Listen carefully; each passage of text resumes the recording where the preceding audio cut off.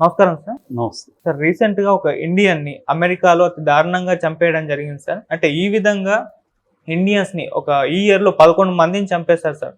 అసలు ఎవరు చంపుతున్నారు? ఎందుకు చంపుతున్నారు? మరి జాగ్రత్తలు ఏ విధంగా తీసుకోవాలంటారు ఇండియన్స్ అమెరికాలో? ముఖ్యంగా ఇండియన్ స్టూడెంట్స్ అమెరికాలో వెళ్తున్నారు. ఎక్కువ మందే వెళ్తున్నారు. సో వాళ్ళలో చాలామంది రకరకాల కారణాలతో చనిపోతున్నారు. ఓకే. రీసెంట్గా అంటే నిన్ననే న్యూస్ వచ్చింది. అదేంటంటే హైదరాబాద్కి చెందిన ఒక అబ్బాయి, ఆ అబ్బాయి పేరు మహమ్మద్ అబ్దుల్ అర్ఫాత్. ఆ అబ్బాయి ఎంఎస్ చేయడానికి అమెరికా వెళ్ళాడు. 2023లో వెళ్ళాడు హైదరాబాద్ నుంచి. ఆ అబ్బాయి 25 ఏళ్ళు. సో వాళ్ళ నాన్నకు ఎండి సలీం వాళ్ళ నాన్న పేరు. వాళ్ళ నాన్నకు మార్చి 7న చివరి కాల్ చేశాడు. ఆ తర్వాత ఈయన సలీం కానీ వాళ్ళ అమ్మగారు కానీ వీళ్ళు ట్రై చేస్తుంటే ఫోన్ తీయట్లేదు. వాళ్ళ ఫ్రెండ్స్ కొంతమందిని అడిగితే మాకు కూడా కాంటాక్ట్లో లేడని చెప్పారు. సో ఆ తర్వాత ఏమయ్యాడో తెలీదు.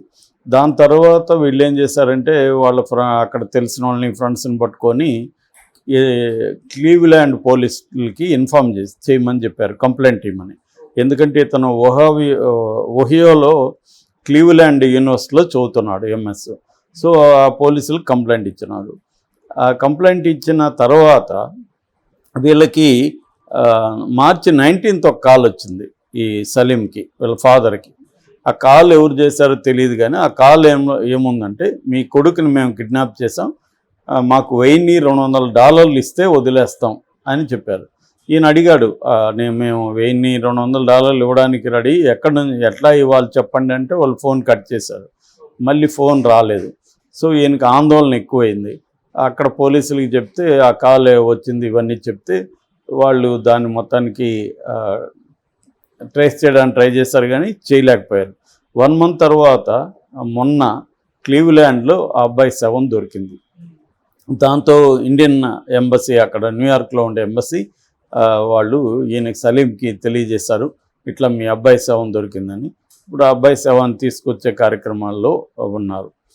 అంటే ఎవరు చంపారు, ఎవరు కిడ్నాప్ చేశారు ఏమిటి కూడా పోలీసులు కూడా అక్కడ చెప్పలేదు. మనం సినిమాల్లో చూస్తుంటాం, అమెరికన్ సినిమాల్లో హై టెక్నాలజీ, వాళ్ళు ఎలా పట్టుకుంటారు మొత్తం చూస్తూ ఉంటాం, అంత బ్రహ్మాండంగా ఉంటుంది. కానీ ఇట్లాంటి హత్యలకు సంబంధించి ఇప్పటివరకు ఎటువంటి ఆధారాలు కూడా చెప్పట్లేదు. ఈ ఇయర్లో అంటే ఇంకా ఏప్రిల్ కూడా ఇప్పుడే స్టార్ట్ అయింది, 10 రోజులు. ఈ ఇయర్లోనే ఇప్పటికీ 11 మంది ఇండియన్స్ రకరకాలుగా చనిపోయారు అక్కడ. మన తెలుగు వాళ్ళైతే పరుచూరి అభిజిత్ అనే ఒక అబ్బాయి చనిపోయాడు, అతను జార్జియాలో చనిపోయాడు. తర్వాత మొన్ననే లాస్ట్ వీకే ఉమా సత్యసాయి గద్దె అనే ఒక అబ్బాయి కూడా చనిపోయాడు. అట్లాగే గట్టు దినేష్, నికేష్ అని వీళ్ళిద్దరి మీద మనం స్టోరీ కూడా చేసాం, వీళ్ళిద్దరు చనిపోయారు. వీళ్ళిద్దరు కాకుండా ఇండియన్స్ కూడా అనేక మంది, నీల్ ఆచార్య అనే ఒక అబ్బాయి చనిపోయాడు, అకుల్ ధావన్ అనే ఒక అబ్బాయి చనిపోయాడు, శ్రేయాస్ రెడ్డి చనిపోయారు, తర్వాత సమీర్ కామత్ చనిపోయారు, సయ్యద్ మహజీర్ అలీ చనిపోయారు.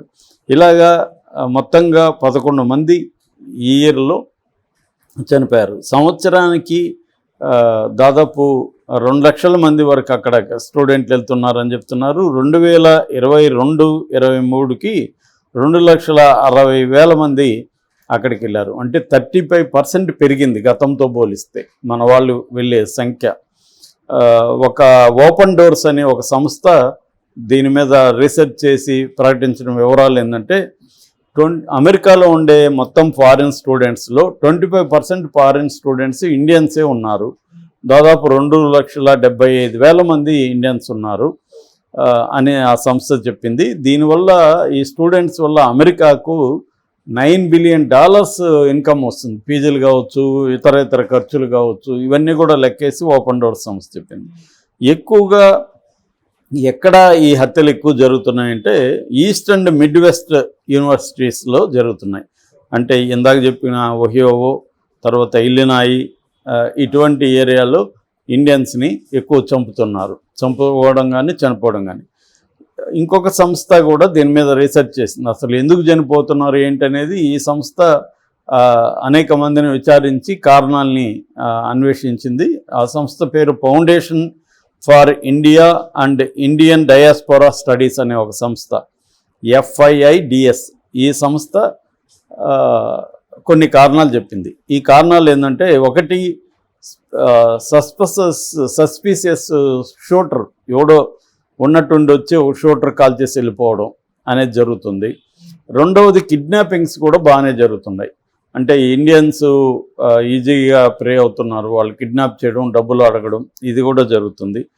మూడోది ఎన్విరాన్మెంటల్ డెత్స్ అంటున్నారు. ఎన్విరాన్మెంటల్ డెత్స్ అంటే అక్కడ మన వాళ్ళకి ఇంకా అడాప్ట్ కాల, అక్కడ హీటర్స్ పెట్టుకోవాలి, లోపల విపరీతమైన చల్లదనం ఉంటుంది కాబట్టి ఆ హీటర్లో మోనాక్సైడ్ రిలీజ్ అయింది.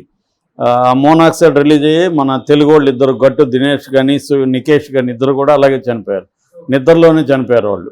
వాళ్ళకి తెలియని కూడా తెలియదు. ఎందుకంటే ఈ మోనాక్సైడ్ అనేది స్మెల్ ఉండదు, అది చాలా తక్కువ ఇది వెయిట్ ఉండదు. అందువల్ల ఆ గ్యాస్ మనం పీల్చుకున్నట్టు కూడా మనకు తెలియదు. సో అలాగా వీళ్ళిద్దరు చనిపోయారు. సో అట్లాగే హైపోథీమియా అనే ఇంకో దీంట్లో కూడా చనిపోతున్నారు అనమాట.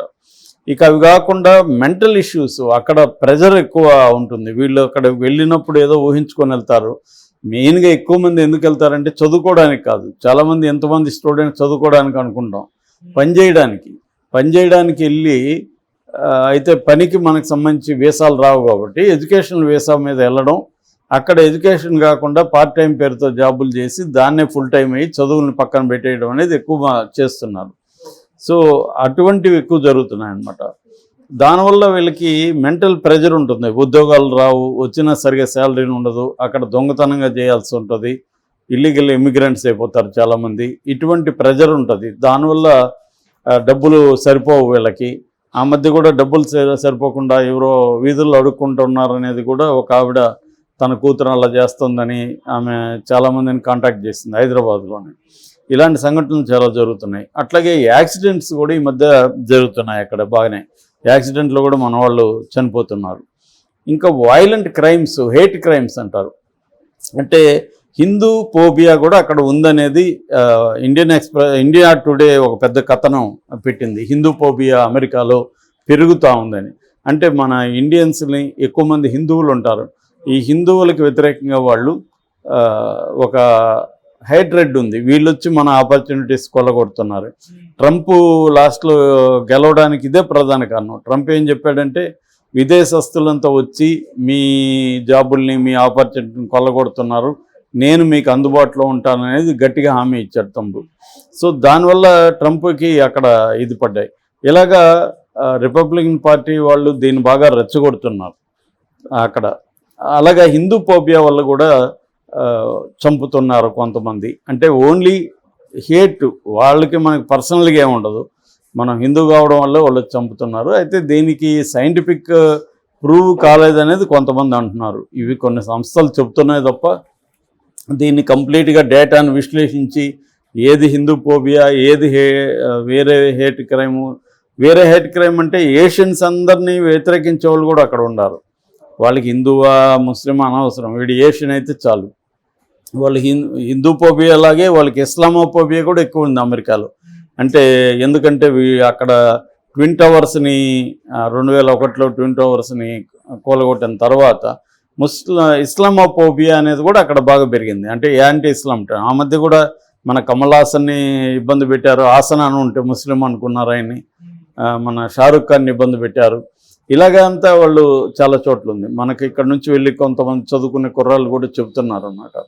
అటువంటి ఇబ్బందులు కొన్ని చోట్ల ఉన్నాయి, అన్ని చోట్ల కాదు. నిజానికి అన్ని చోట్ల బ్రహ్మాండంగా మన తెలుగు వాళ్ళు ఉన్నారు, వస్తూ పోతున్నారు, అన్ని వాళ్ళతో మింగిల్ అయిపోయారు. అలాగా ఉన్నాయి. కొన్ని ఏరియాల్లో, కొన్ని యూనివర్సిటీల్లో ఇటువంటి ఇబ్బందులు ఉన్నాయి. దీన్ని అధిగమించడానికి ఏంటంటే చాలా జాగ్రత్తగా ఉండడం, ముఖ్యంగా కొత్త వాళ్ళతో వెళ్తున్నప్పుడు చాలా జాగ్రత్తగా ఉండాలి. మనం ఒంటరిగా దొరకకూడదు. చాలాసార్లు ఏంటంటే కొన్ని రకాల ఏరియాలకి వెళ్ళొద్దని చెప్తున్నారు. అటువంటివి వెళ్ళకుండా ఉండడం, నైట్ పార్టీలను ఇంకోటనో వెళ్ళడం, ఇటువంటివి చేయకుండా ఉండమని చెప్తున్నారు. అట్లాగే అక్కడ తెలుగు కానీ లేకపోతే ఇతర భాషల, తమిళ్ కావచ్చు, ఇతర భాషల సంఘాలు కూడా ఉన్నారు. ఆ సంఘాల వాళ్ళ గైడెన్స్ తీసుకోవడం, వాళ్ళతో మాట్లాడడం, వాళ్ళు చెప్పినట్టు పాటించడం ఇవన్నీ చేయాలి. రెండోది విపరీతమైన వేగంతో పోతున్నారు. అక్కడ 230 కిలోమీటర్ల వేగంతో పోయి ఆ మధ్య ఫోటో పెట్టారు ఎవరికో వాళ్ళ నాన్నకి. వాళ్ళ ఇంటికి పోతే ఆయన గర్వంగా చూపిస్తున్నాడు, మా కూతురు చూడండి ఇట్లా పోయారు, మా కూతురు అల్లుడు అని. మళ్ళీ వాళ్ళ భార్యకి చెప్పొద్దు అంటున్నాడు. అంటే వాళ్ళు పిల్లలు అది చేస్తే అది గర్వంగా ఫీల్ అవుతున్నారు మా వాళ్ళు అంత బ్రహ్మాండంగా. సో అంత వేగంగా పోవాల్సిన అవసరం ఏముంది? ఇక్కడికంటే అక్కడ వేగంగా పోతారు మామూలుగా, కానీ అది ఎక్స్ట్రీమ్గా పోవడం, వీళ్ళకి అంత ఎక్స్పర్టైజ్ రాకపోవడం, ఇటువంటి కారణాలు ఉన్నాయి. అట్లాగే ఇందాక చెప్పిన హిట్ ఇవి దానికి సంబంధించిన నాలెడ్జ్ కూడా తెచ్చుకోవడం. అంటే ఇక్కడికి ఏదో ఒక రకంగా వెళ్ళిపోతున్నారు, కానీ అక్కడ ఎలాంటి ఇబ్బందులు ఉన్నాయి, దానికి ఎలా మనం ప్రిపేర్ అవ్వాలి అనేది తెలియకుండా వెళ్ళిపోవడం. అక్కడ పోయినాక అక్కడ సంఘాల దగ్గరికి వెళ్ళలేకపోవడం, వీళ్ళు అన్ని చోట్ల ఉండవు కూడా అవి. సో ఇటువంటి రకరకాల ఇష్యూస్ ఉన్నాయి. సో పోయేవాళ్ళు ఇవన్నీ కూడా ముందే తెలుసుకొని దానికి ప్రిపేర్ అయిపోవడం, ఇవన్నీ చేయాల్సిన అవసరం ఉంటుంది. అక్కడ పోయినాక కూడా వీలైనంత నెట్వర్క్లోకి మనం భాగం అవ్వడం ఇంపార్టెంట్.